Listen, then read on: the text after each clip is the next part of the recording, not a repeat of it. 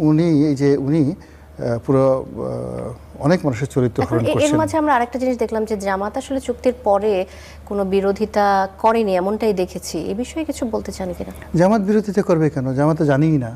আপনি জামাতের চুক্তি হওয়ার পরে, তো হওয়ার পরেও তো জামাত বলছে যে আমি তো কিছুই জানি না। তারা আগের সম্মতির বিষয়টি অস্বীকার করেছে। অস্বীকার তো করেছে, তার সঙ্গে সঙ্গে আপনি বোঝার চেষ্টা করেন শান্তা, জামাত একটা সত্যবাদী দল, গাউস কুতুব ওলি আল্লাহদের দল।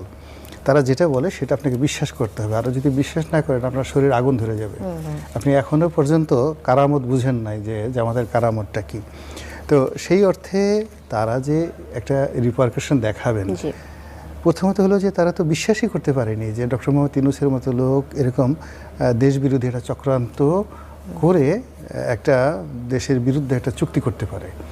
দুই নম্বর হলো যে তারা শুনছেন, এলোমেলো শুনছেন, শোনার পরে যেহেতু তারা সরকারের one of the major part, Khalilur Rahman সাহেবের সাথে তাদের সম্পর্ক